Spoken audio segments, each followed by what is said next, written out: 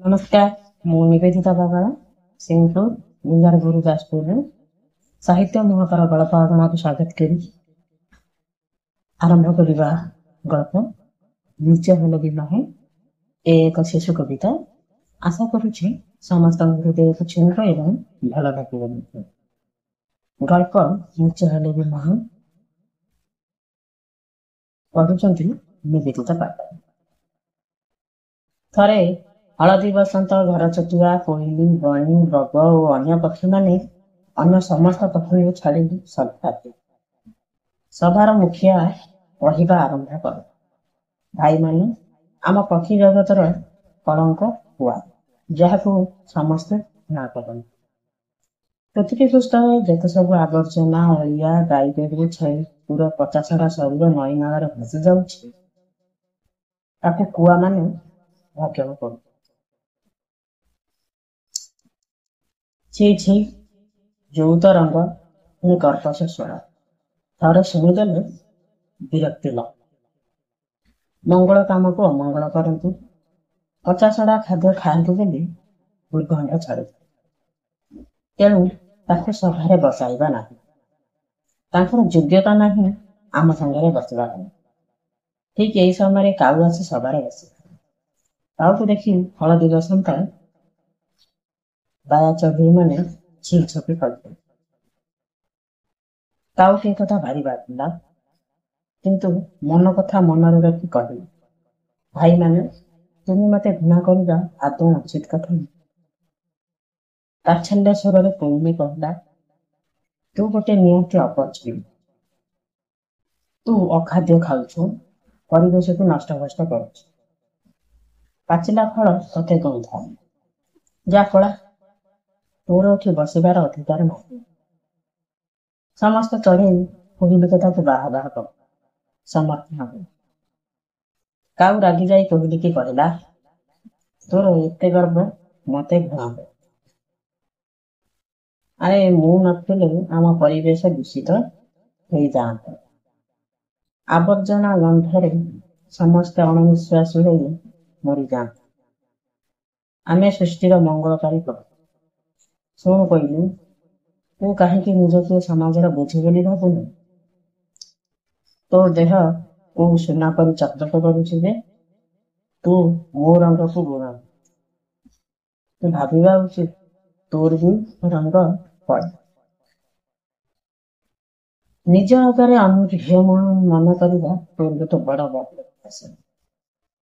ତୁ ଯୋଉ କଣ୍ଠକୁ ନେଇ ଗର୍ବ କରୁଛୁ, ସେ କଣ୍ଠ ତୋର 4 ମାସ। କେଉଁଦିନ ଆମ୍ବ ଗଛରେ ବଉଳ ହବ ଆଉ ତୁ ଗୀତ ଗାଇବୁ।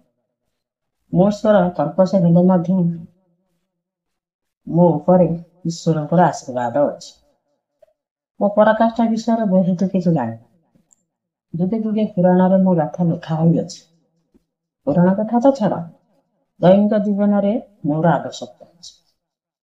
ଆଜିକାଲି ଯେତେ ମୋବାଇଲ, ଇଣ୍ଟରନେଟ, ଇମେଲ, ଅନ୍ୟ କେତେ ଆସିଲେ ବି ମୁଁ ରହିଛି ଆଉ ରହିବି।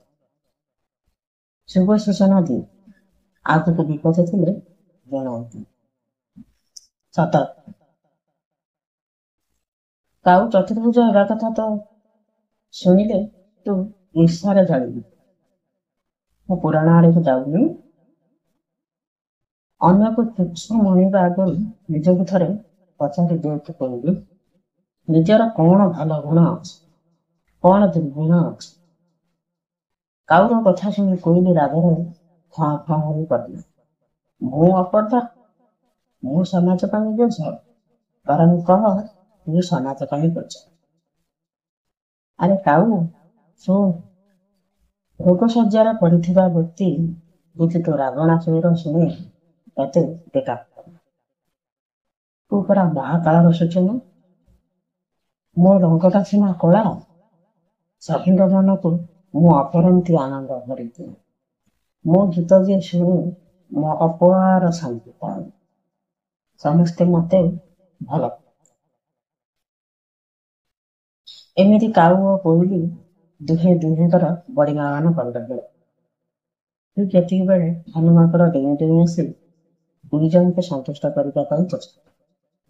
ଭାଇ ମୁଁ ଆମେ ଯଦି ପରସ୍ପର ମଧ୍ୟରେ କଳି ଲାଗିବା, କୋଉଠି ମଣିଷଙ୍କ ଭଳି ହେଇଯିବା, ମଣିଷମାନଙ୍କୁ କି ଶିକ୍ଷା ଦେବେ?